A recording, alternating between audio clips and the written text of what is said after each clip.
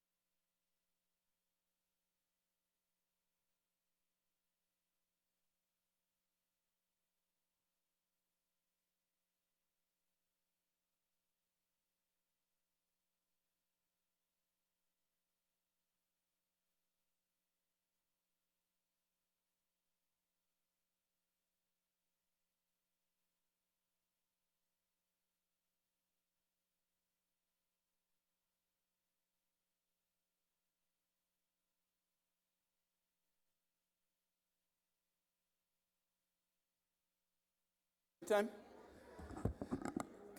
If you would, please take your seats.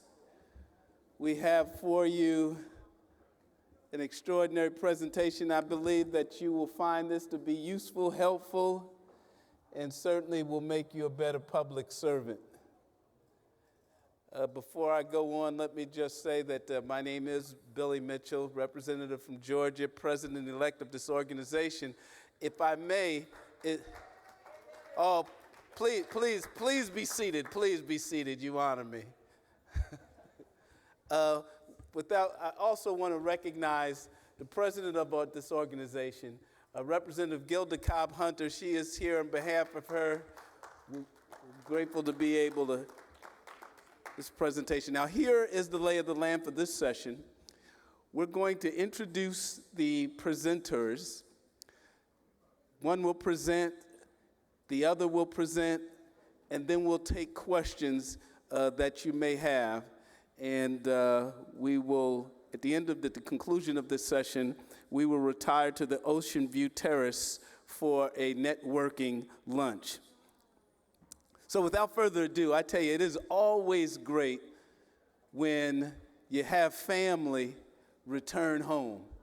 And certainly that is the case with our first presenter, County Commissioner from Harris County, Texas, the president of the Black Caucus of the National County Officials Association, former state senator Rodney Ellis. Would you come? Thank you, Billy. Thank you. I think it's on. Is my mic on? Thank you very much. It is good to be back home. First, I want to pay homage to the president, Gilda Cobb-Hunter. Has done an outstanding job for so many years. Give her another warm round of applause. Billy Mitchell, I love you. I was a Texas state senator for 26 years. Prior to that, I was on the Houston City Council for 6 years. And now I've been a county commissioner in Harris County for 3 years. Now, I was asked to speak about ethics. Now, Gilda, why did y'all ask me to speak about ethics? She wanted an expert, and where's Calvin Smyrie? So Calvin, I think, would be the dean. Calvin Smyrie out of Georgia. Billy, I think, has been in elective office for 46 years.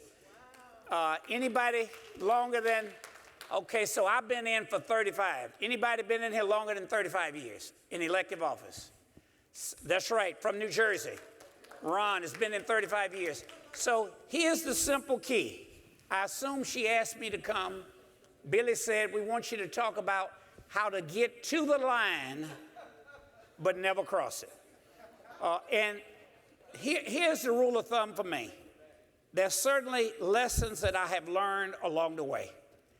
And there are things that I look back at, and I thank God I just did not get in trouble. And first, you ought to remember a few rules of thumb. One, my staff prepared a speech, but I don't have to read it. They said, what do you want me to prepare for you, Rodney? And I said, just go pull press clips of elected officials who have been in scandals around the country. And so I landed last night, Gilda, Madam President, about 1 a.m., and I started reading those clips, and I had no trouble staying awake. So always make sure when there is a scandal in your hometown or in somebody else's hometown, keep up with them, because there are lessons that you learn by doing that. Secondly, make sure you read your ethics rules. And don't assume that they don't change. Sometimes we will sit in the legislature, and there's so many bills that pass. If you passed a few, I'd be hard-pressed to tell you I know what was in all those bills that I passed. During my 26 years, I think I was lead author on 700 bills. Now, as a baby senator, when I got there in 1990, I would try to read everybody's bills. That lasted about a week. Then my staff said, well, just try reading yours. That lasted to the second week.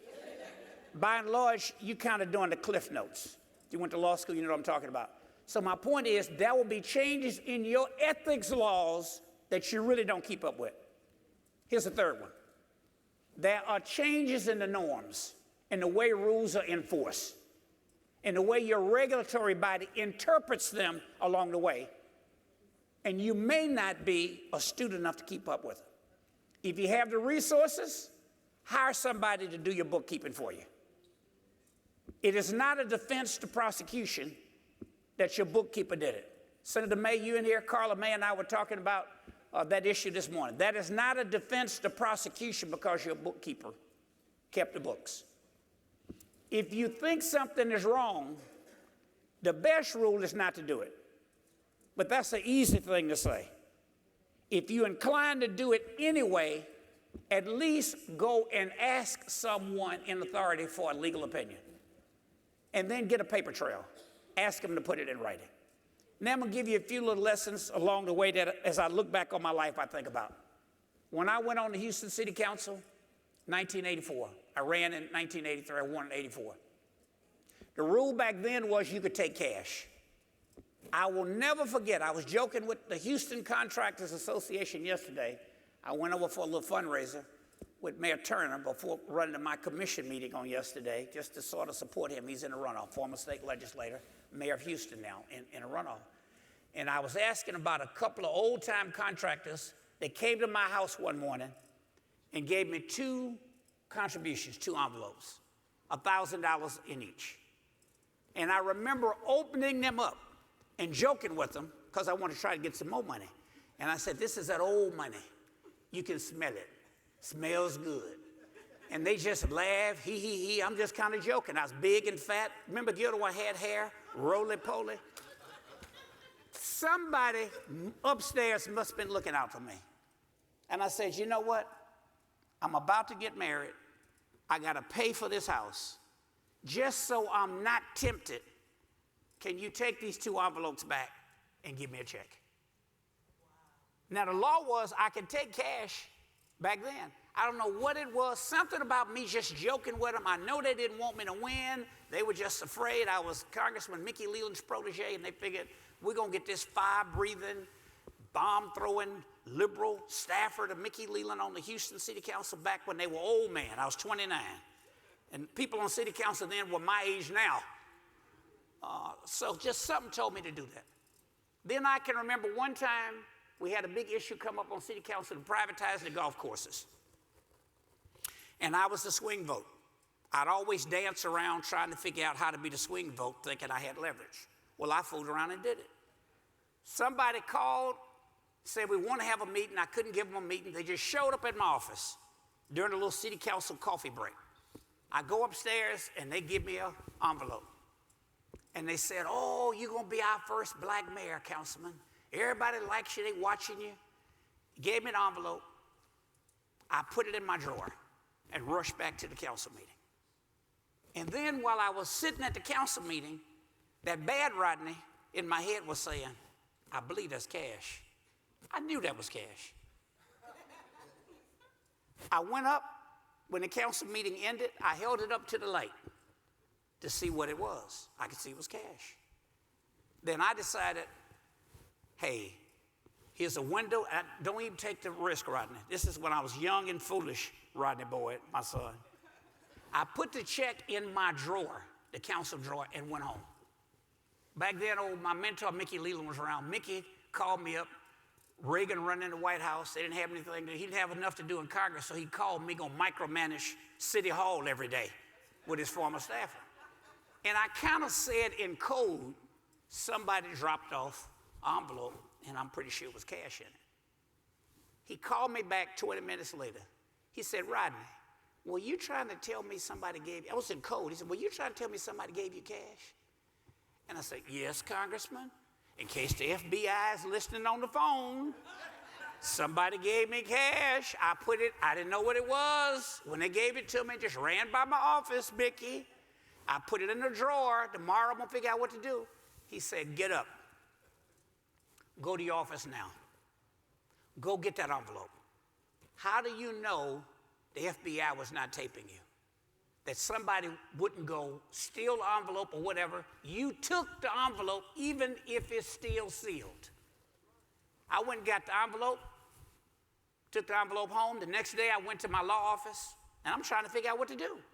When I opened it up with a witness from the law firm, it was $10,000 in there. It was the names of all these people who did not want the golf courses privatized. That's what the issue was. And I danced around to be the swing vote and wouldn't say which way I was going to vote. So I'm trying to figure out what to do. I knew which votes they had. Some of them were my friends. My first thought, someone at the law firm said, take it to the DA. And I said, okay, if I take it to the DA, I'm going to get some friends in trouble. Because if I'm the swing vote and they gave me 10, I'm assuming they gave the others.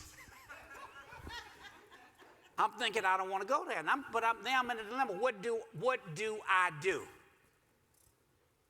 We called some ethics lawyer, and they said, here's what you do. If you don't want to go take it to the DA, here's the best defense we can come up with for you. Write a note, take a witness, go give the check to the contractors group who gave you the check, and say, dear such and such, thank you for your contribution to the Rodney Ellis City Council campaign. After reviewing my disclosure forms, I was unsure as to which category under which to list your contribution. Please make a check payable to Ellis for council and mail it to such and such. I go to the office so I can give it to him. I got a witness, clean-cut young white boy at the law firm. Phillips King, Smith & Wright was the law firm. I remember that. The guy was not there, so I left it. They sent me a check back for $500. Now,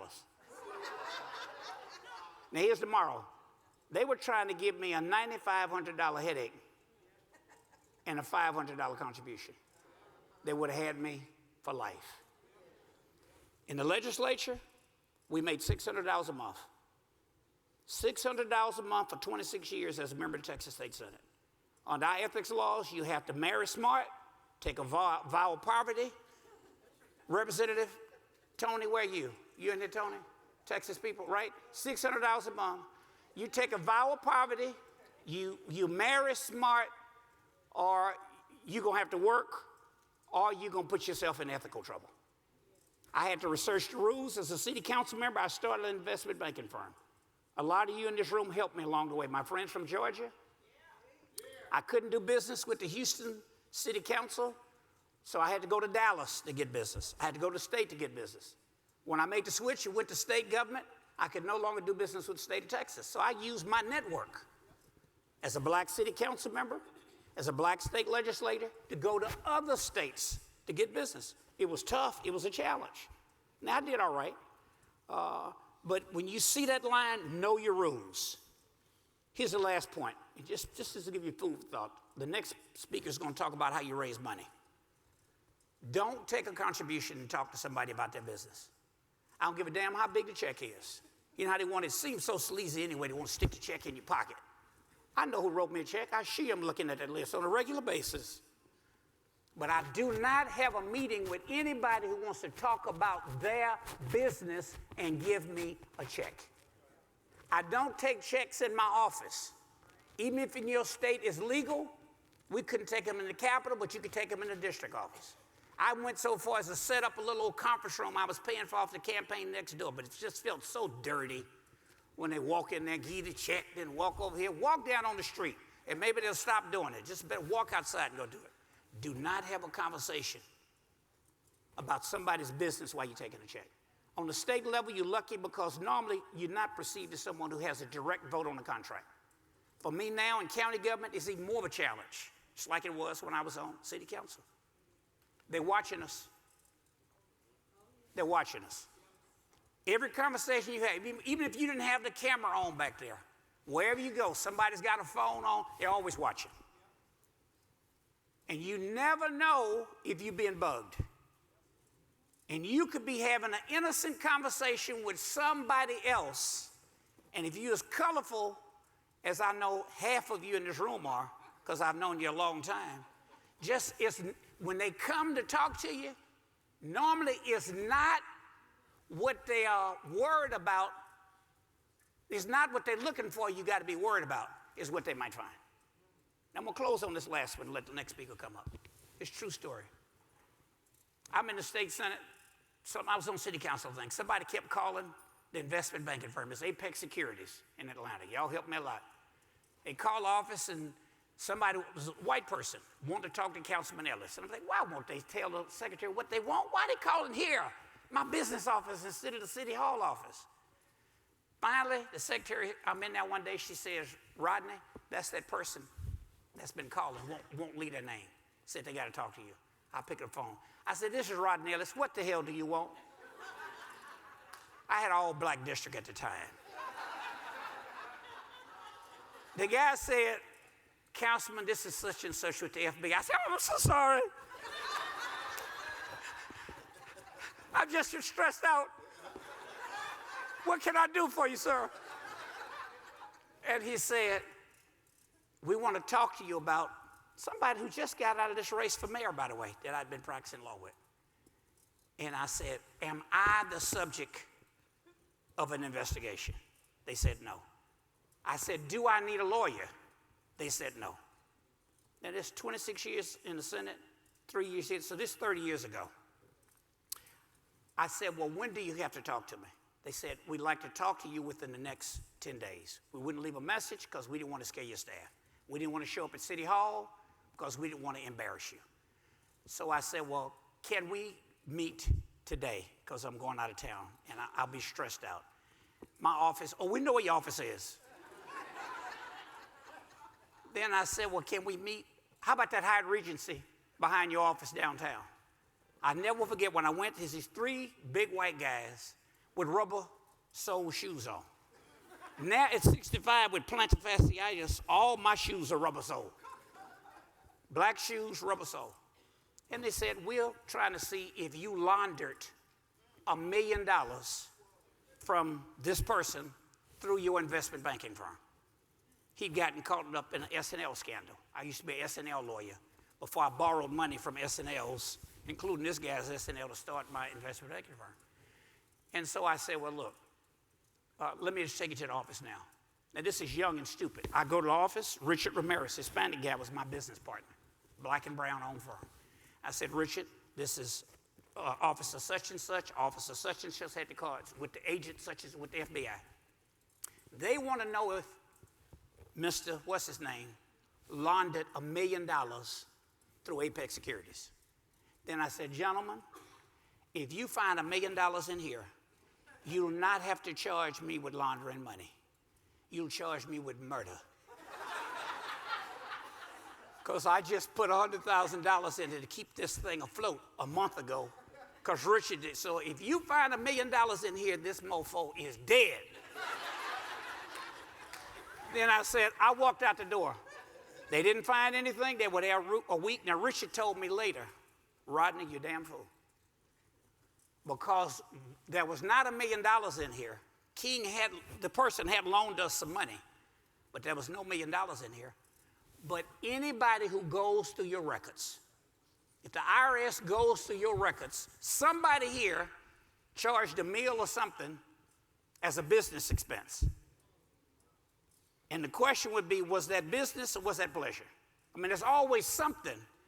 Now, if the FBI ever calls me, or if they call you, you get your lawyer before you do it. Look, I hope these little tips of wisdom are helpful to you. I will say this. I was 29 when I got in the game. I'm 65 now. I damn sure don't want to go to jail at 65 years old. So, Billy, I'll close on this. You told me tell them how to get up to the line but not cross it. Don't get anywhere close to that damn line. Thank you.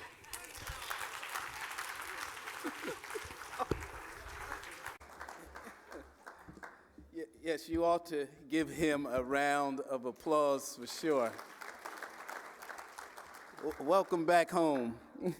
We will get an opportunity to ask him and our other presenter questions after our next presenter, who was a former interim director of the Virginia Legislative Black Caucus.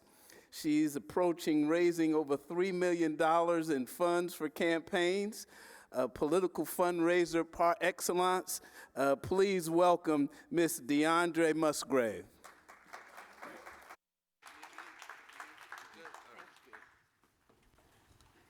Good afternoon. It's going to be hard to follow that wonderful presentation, but I'm going to try. So my name is Deandre Musgrave, and I am a political fundraiser. I have raised close to $3 million in the past 3 years for a variety of campaigns. Most recently, I worked with a client who was running for the Virginia House of Delegates, and no one really wanted to support this person. He was new, and a lot of people had doubts about him being able to flip this seat because it was perceived to be a red seat, and we were a Democratic Party candidate. And we came up to $1.2 million and basically showed them what's possible when you really put your head down and do the work. So really quickly, what is campaign finance and fundraising? Finance tends to be a little bit more broad. It talks about compliance and a lot of the more menial tasks that you have to do to keep up with your reporting, whereas fundraising is just getting to the money. And I have to say, something interesting happened last night. I got on the plane from DC to come here and turned the television on the little seat in front of me and saw that Kamala Harris had withdrawn from the presidential race. And the biggest reason she stated for her pulling out was her lack of funding. And it really hit me how important it is for candidates of color, specifically black candidates, to really make sure that we put forth our best effort in fundraising to show people that we are viable candidates. So why do we fundraise? It's essential. I don't care what anyone tells you. Oftentimes when I come on races, the field team thinks they're the best, the mail firm thinks they're the most important, but none of those people would have jobs if we don't raise money, so I kindly remind them of that. Every effort you have moving forward is going to be fueled by the money that you can raise. So to piggyback off of the first presenter, know the rules of campaign finance and fundraising. I come from the Commonwealth of Virginia, and we have this great rule where we don't have a cap on fundraising. That is not the same in Maryland. So when I work with people from Maryland and realize that we have to shift the way that we fundraise, it's a challenge that we have to overcome. So know the fundraising rules vary between jurisdictions. Know your filing deadlines for reporting. I cannot stress that enough. I can't tell you how many people have failed to pay attention to that, and they end up with a huge fine that they can't really afford to pay. No fundraising limits, regulations, and most importantly, laws. Regulations and limits are one thing, but if you violate a law, I mean, that's just not good for your campaign. Make sure your staff and any volunteers also know the rules. The campaign finance, whoever deals with it in your jurisdiction, I don't know, is not a good response for why did you violate a fundraising limit. I've had people think that that's going to change the hearts and minds of the people that work in that office, and they do not care. And when in doubt, obey the rules. Go with the most conservative thing that you can. If you get a check for $100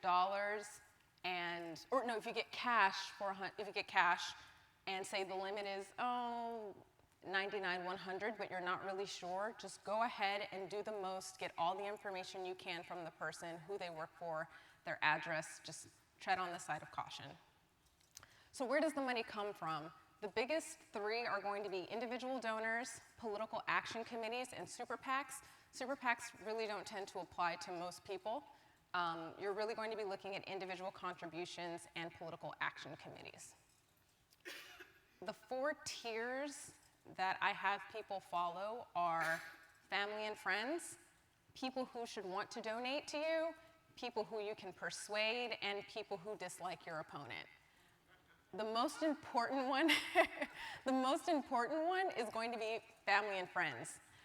These are the people that if you can't get them to donate to you, no one else is going to. And a lot of people don't believe that. A lot of people think, oh, I don't come from a rich family. It doesn't matter. I had one candidate, she was like, I don't think I can get more than $3 out of my family. I said, well, we're gonna be hitting them up for $3 every couple of weeks, so get used to making that ask.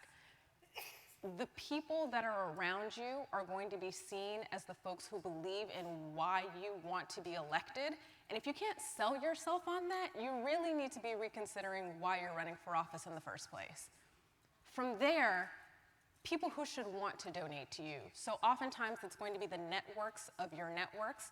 Say you've tapped someone out, they said they can't give anymore, go, okay, well, do you think you can get your college roommates or any type of social clubs you're a part of? And get money in that way. People you can persuade to donate.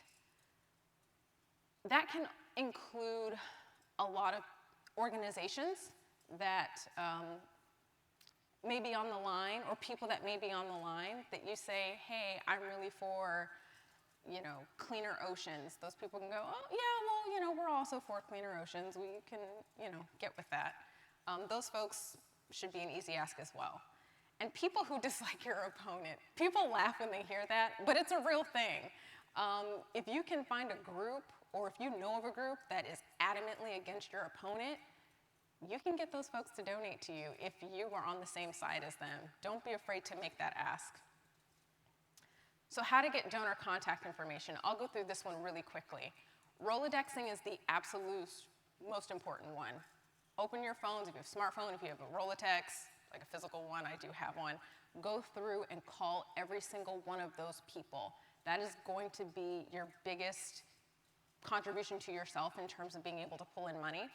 Donor prospecting, I'm not sure if it's for every state. I know in Virginia, we have an entire database of donors. Don't be afraid to go through that. I have interns where I will give them names that we've pulled from, it's called VPAP, our database, and they will go through Facebook, they will go through LinkedIn.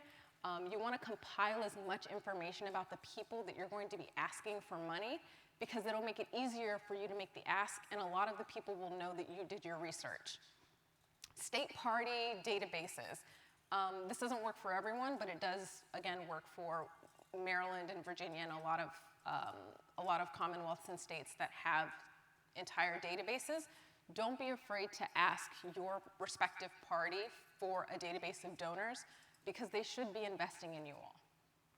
Firms are a little, they're not my favorite way of getting lists or getting donor names, because some people have some pretty sketchy ways of getting donor information.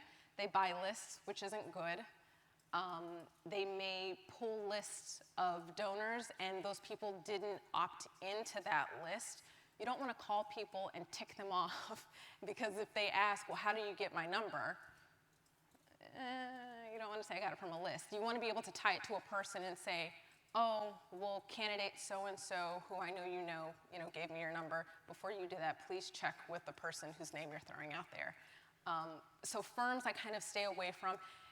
List swaps are a good way of getting new donors, but only if it's a fair trade. Make sure if you're giving someone your high-end donor list, they're also giving you their high donor list. You don't want to swap out and kind of get shortchanged. So my top for those would be Rolodexing, donor prospecting, and list swaps are pretty good as well. This is just a very bare bones example of a fundraising plan that you want to create in the beginning of your campaign. Just map out a time frame that you want to raise a certain amount of money by, set your goal, and then break down what you think is going to be the projected amount that you're going to bring in. So I wrote down high dollar event number 1, small reception, and set your goal to be realistic and conservative. Fundraising methods. There's a few here. You can definitely take a photo of this. The ones I'm going to touch on are going to be candidate ask, email, low dollar events, and high dollar events. So candidate call time, everyone's favorite thing. I've never had anyone be sad when it comes to candidate call time. It's not optional. I've had candidates combat me on this. I had to set a bet with a candidate where I said, we'll do call time or fundraising your way for a week, and we'll do it my way for a week. And by the end of the 2 weeks, we're going to see who came up with the most money. Guess who won the bet? You have to do call time. There are some ways to make sure that your call time goes as easy as possible. The number one thing that I see is people not having their calls ready. I don't care if you do call sheets from NGP or if you're just calling from a spreadsheet, make sure you have complete information and make sure you have them at the ready.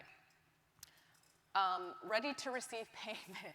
I cannot tell you how many times someone has pledged a $250, $500, $1,000 check, and we have them on the phone, and we have ActBlue set up, and we don't process the payment. Get the money in the door as soon as you can. Whether it's yourself or a staffer, pass off your phone and go, hey, I have my finance director right here. They're going to take your information down. We're going to get it processed. Not everyone likes to donate online. Some folks like to do it through check. Have their email, have their mailing address ready and get them a remit envelope ASAP. And then do follow-up to make sure that you receive the check.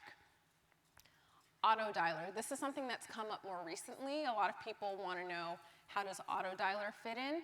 An Autodialer basically pushes through a mass of phone numbers and cuts out a lot of the not homes or the disconnected phone numbers, and it can expedite your call time. The downside is it may cost you something. So candidate meetings. I like to reserve these for these 3 things.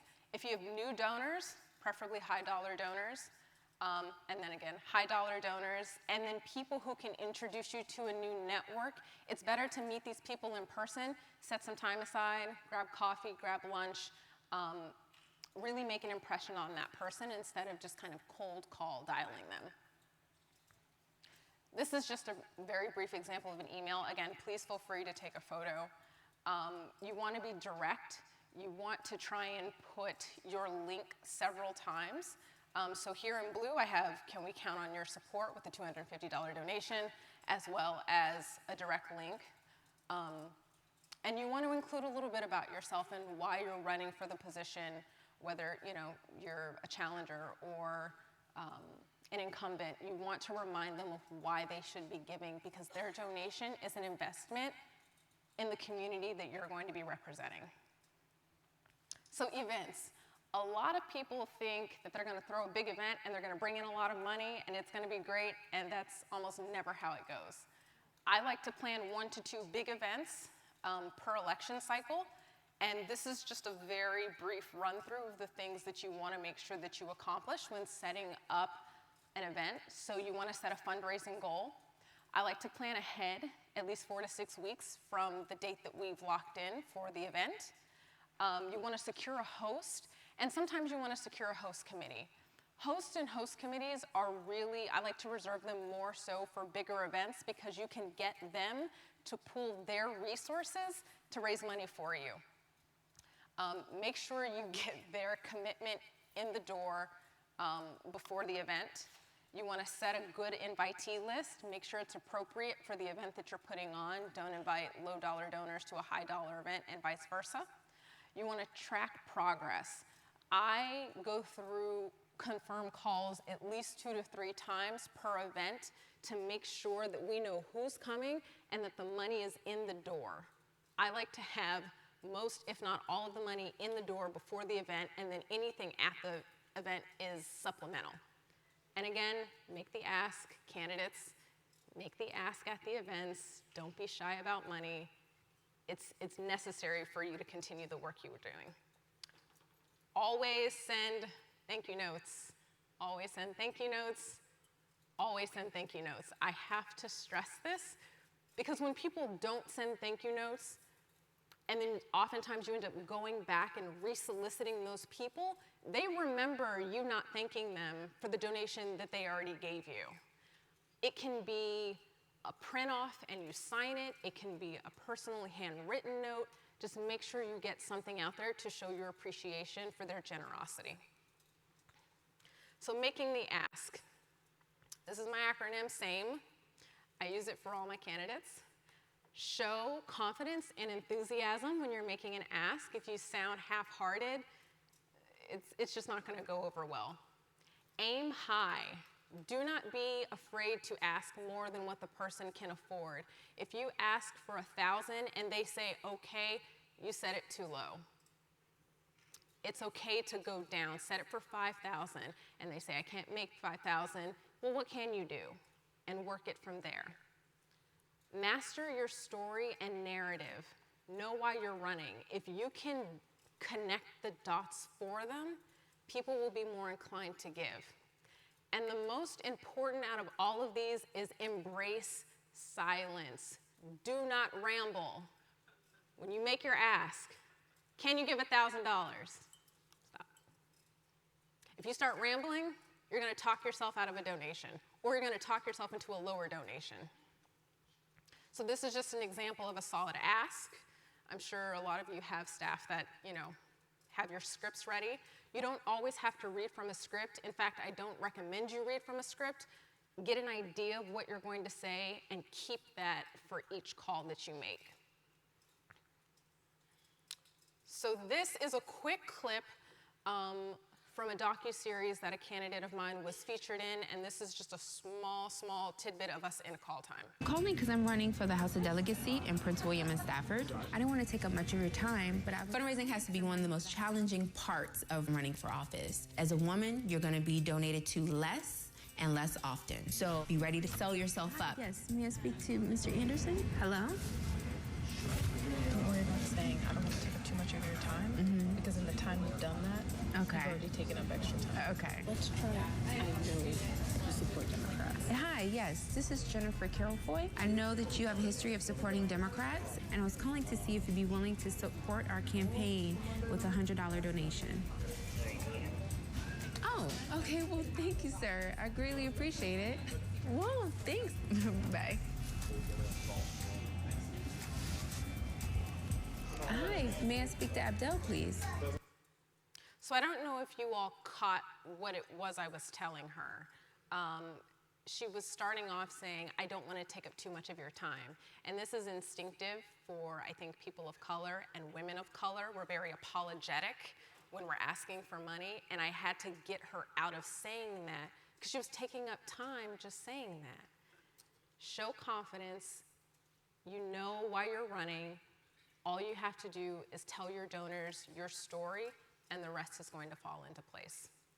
And so that was something that I really wanted to get to her, and she got it. And we were projected to raise $250,000 on that race, and we raised over $500,000. So those are just some links. The first one's to the documentary, and then the second one is to a podcast that I did on campaign fundraising. So yeah, if you take a photo of that and look it up in your spare time. I want to thank you all for listening to me. Thank you so much, Madam President. And I want to give a really special shout out to Juaneza, who has been an amazing executive director for this. And I really appreciate everything. You guys have a great day. Stay right here. Oh, Stay we're Stay staying. right here. Please, let's give our presenters, Deandre Musgrave, Ms. Deandre Musgrave, and Commissioner Rodney Ellis, another round of applause. We're going to take some time to get some of your questions answered. I'm going to take the prerogative of the presider to ask a question, I think, to you both. I must admit that I'm a prolific fundraiser, but after hearing your presentations, one of the things that I do, as all the legislators here, we get called out to the hallways, folks visit us, could you support our bill?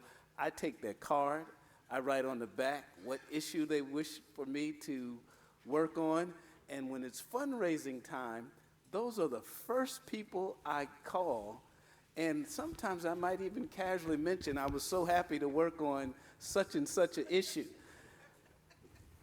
Is that an effective fundraising method, and is it ethical? I think that's a really good tool.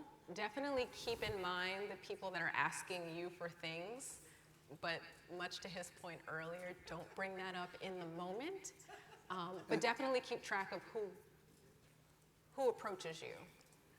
Obviously, it's a good thing to do. When I was younger and dumber, I used to put PC on the cards. Potential contributor. You got me? So that was pretty dumb. Right. You're leaving a record, right. And then don't put it in the violent way. Look, pull your lobby registration list. Because whoever is, there's no way you, Billy, as you know, you're going to keep up with all of it. Mm-hmm. But go pull, which is what you were saying, pull the lobby registration list. It's going to have the addresses and many have the phone numbers. And then you're going to pull everybody's donor list. So some of it is you got to spend money on somebody doing the bookkeeping to collect all of it. But just pull everybody's donor list. In fact, I even pulled the Republican donor list. I happen to be a Democrat, but if you're a Republican, pull the Democrats list, because at least I want them to think I'm looking, even if I'm not. I want them to think I'm that organized, and so I'm watching what to give. The other thing is this low dollar stuff. Now, you know, nobody has really run against. I was fortunate all those years in the state Senate. I never had a Democratic challenger. I always looked forward to a Republican one because I could raise some money and didn't have to spend it. Mm-hmm. But now I'm going to have a Democratic challenger. That's why you said about me, look, you see how I lost weight? I got the memo. My son said, Daddy, wear brown shoes with your blue suit. You know what I mean? Trying to look younger. I'm trying to debate on dyeing this little hair that's left. I won't be telling nobody I've been in 35 years, but look, I'm spending money on these online digital ads. So first you got to spend money to build. I'm using a firm out of Chicago to do it. Congresswoman Sheila Jackson's son works for the firm, so I want to give him a little business. Now, I'm told I'll be lucky if I raise what I spend. And that's how the contract works. Now, if you look up, like in Texas, like people got Betomania. This man raised $75 million running against Ted Cruz. And he was getting those low-dollar donors around the country. And then they tell me, folk like you swap lists. Like I endorse Senator Harris, so I'm going to ask her for her list. But you got to first do these digital ads and kind of tell them your story. In my case, I think people who are interested in criminal justice reform, because of the stuff I've done around the country as a state legislator, may give me some money. But I'm told if you get back what I'm spending, I might be spending $3,000, $4,000 a month.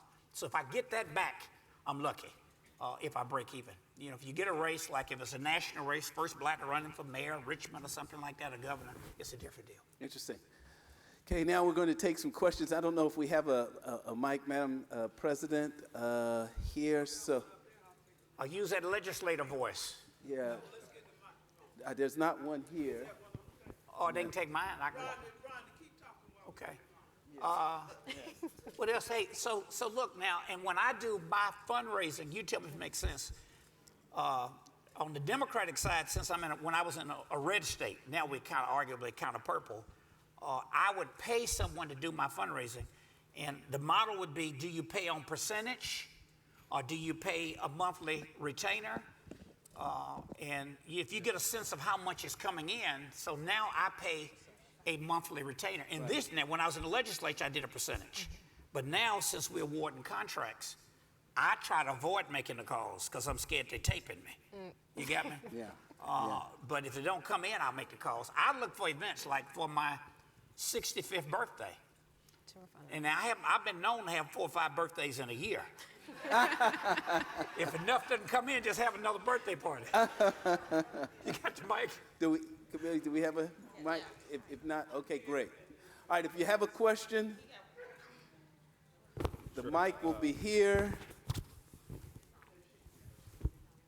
State your name, who you are, where you're from. Hello? Is it We on? can hear you. Oh, okay, cool. St. Louis. Wiley Price, St. Louis, Missouri. So my question actually is for both of you.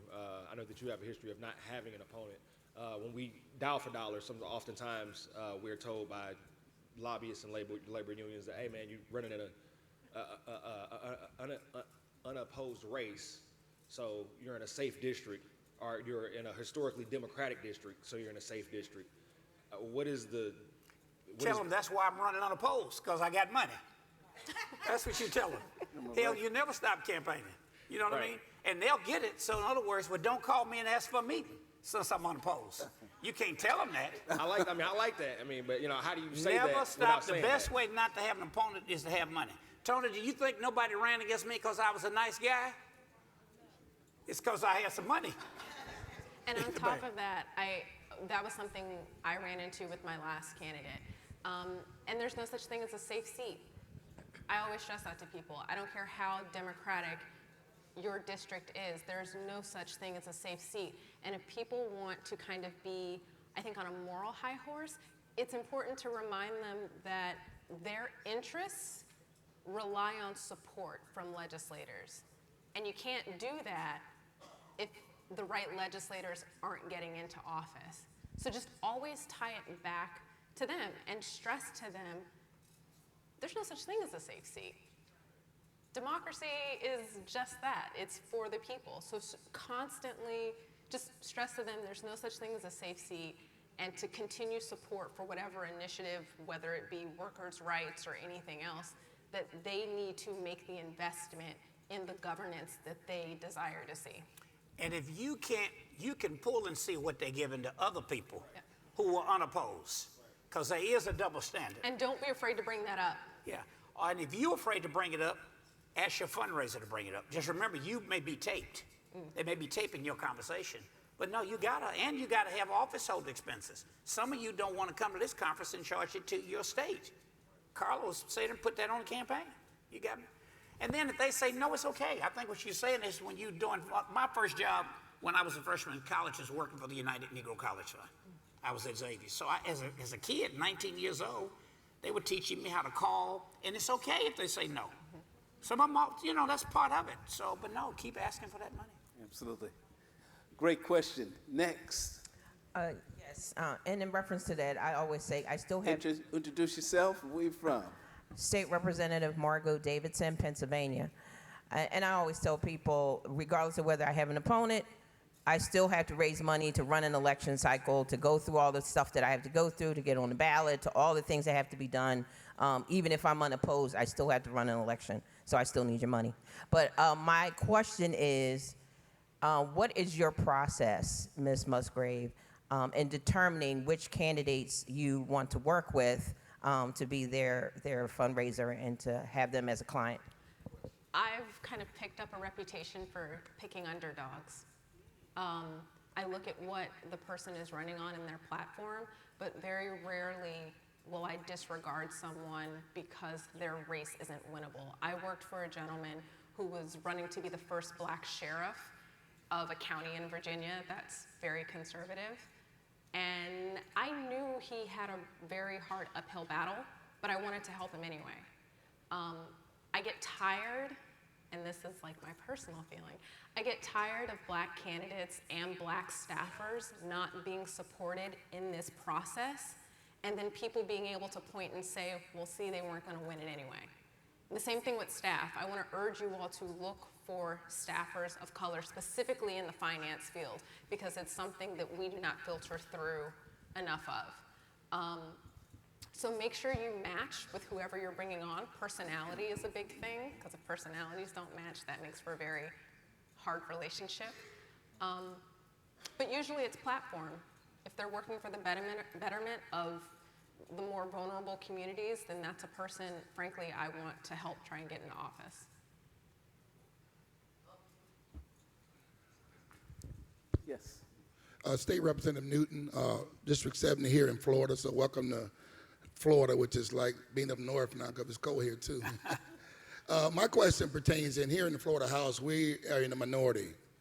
We are, for now, we're gonna try to flip, 12, 14 seats to try to change that, but when you talk about getting the list of the registered lobbyists, and you can also see who's giving what, how do you overcome the disparity? Like you say, it's a double standard. We get some donation, but the majority obviously gets a lot more. But you're serving and you have their interests, like she touched on, that you're working on for their clients at the same time. And I'm in one of those so-called safe seats, so I get around that. But can you touch on a little bit of that? Because that's a problem too. Being in the Black Caucus also, as far as getting contributions. Yeah. I would say, first of all, you just keep asking. I think it's good to organize a finance committee.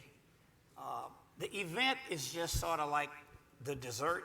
That just gives you a timetable. So if you know an event is coming up, that's a reason for you to call and say, I'm trying to get the money in for this event. But there's no substitute for that one-on-one contact or peer pressure. So obviously people, we are in Texas. I'm gonna try to help my Texas House. The Senate, it'll take a longer time to get there. I think we need, Tony, is it 8 seats? 8 seats in the House, 9 seats in the House, and hold on to the ones we had. I mean, we had folk angry with Trump, and Beto just raising an unprecedented amount of money. We won't have that this go around. But we're gonna go to folks who would benefit from it. Trial lawyers, labor. We're gonna try the low dollar stuff. I mean, we're talking, there's some things I can do, and in Florida it's the same law where they can't touch independent expenditures. So now as a former state legislator, former state senator, I can go to some people who would do independent efforts, even if they are fairly conservative, because they think that our Republicans in the legislature went too far with all this foolishness like the bathroom bill. My age, I just want to go. I don't care who's in there. So we find in some conservative Republicans who will come over because it's good for business, but you got to talk to them. And there's no better ambassador than somebody who has honorable in front of their name to go and do those meetings. And also a collective effort. One brilliant thing that the Virginia Legislative Black Caucus did this year was they really concentrated their donations to races. And that showed the rest of the state, we're investing in ourselves. So if there's an ask that you need to make, and it's better for you to team up with your colleagues of your respective Black caucuses, do that, because they're gonna respond to group pressure. We have time for one more question, unfortunately. Yes. All right, thank you. Bruce Antone, State Representative for Orlando. So kind of just to follow on or tag on to the previous question, what would be your suggestion for or strategy for raising money for Black caucus members? So in Florida, we're all in predominantly Democratic districts, Black folks. Folks don't want to give money to the candidates. You don't need it. We have the Democratic Party. At the same time, discouraging folks from giving money to, the Black members because, again, they want it for the white district. So what's your thoughts on that, and what should we be doing? So one really good thing that's happened in recent years has been 2 really brilliant PACs have been started, the Collective PAC and the Black PAC. And their priority is to donate to candidates of color, specifically African Americans, and they've done a really good job of bringing attention to candidates and to making sure that they have good financial resources. On top of that, making the ask and really doing more research to figure out who is going to give to you. You may not ever, receive money from a particular organization. All right, we'll find out who you can get, that donation from. It's an uphill battle, and it's unfortunate, and I think we're seeing it more and more. But the good thing with that is now that light is being shed on it, more people are being held accountable, and you can hold these people's feet to the fire. Great. It's been a big challenge throughout my career to get money from our people. So I tell folks all the time, like Robin Hood. So I spend my time having to get money with the folk I'm messing with. because it's been very difficult to get money from African Americans. I would say in Florida, as in the case of other states, there are certain office holders who can raise more money than others. So if there's a mayor and they have an interest in what you're doing, they have to be an ally, and you got to answer their phone calls, and they can go and do that for you. The other thing is, sometimes if I can't raise political money, my brother from St. Louis is going to talk to me. You talked about black staffers. I started an internship program as a state senator in 1990 with campaign money. Then I went out and raised it. So I will go, when I left the Senate 3 years ago, I raised $500,000 to put about 67 black and brown and a few whites, so I wouldn't get sued, to intern around the Capitol, because I didn't set up my own not-for-profit, because we go to jail with those. So I raised the money, goes to the Mickey Leland Center at Texas Southern University, $500,000, and then I would put staffers in legislators' offices all around the Capitol. I still do that. So here's the point. When I've raised all that I think I can raise for my campaign, or when somebody's telling me you unopposed, so I'm not going to give you a campaign, is there something else that I care about other than the pastor's anniversary? You know what I mean? And so in my case, I'll tell them my number one charity is that internship program, and I got about 3 members of the Texas House. 2 Hispanics, 1 African American. First time they walked in the Capitol, they win the program. Now they're legislators. 3 judges, countywide. Harris County is about 5 million people. So if you can't raise money for the campaign, if you have access to people, people will answer your phone. That's the biggest challenge. They know who's calling and put you on that block if you weren't in office. A bunch of y'all done put me on that block, and then I'm out of the legislature. You got me? But you can get a phone call return. So if they can't give to that, try and figure out what they will give to. Absolutely. Thank you. You know, we could go on for sure. Please give Ms. Deandre Musgrave and Commissioner Rodney Ellis a hand. If you have other questions, we are now going to go to the outside, the terrace outside for a networking lunch. You'll get to know each other and ask our presenters the questions that were not able to be asked at this time. We're going to return to this room, this very room, at 2 o'clock for another professional development session. Right now, we're going to the terrace outside for a working lunch. While we're here and I have your attention, let me just say, I think we've got some past presidents in the room. Senator Barbara Ballard is here from Kansas. Please give her a round of applause. Do we have Representative Greg Porter? Is he in the house? Yes, he is. Representative Greg Porter is in the house. Is Representative Calvin Smyrie in the house? He is not in the house, but he was here. So give him a round of applause and abstention. And let us retire quickly to the terrace lobby level outside. Thanks so much.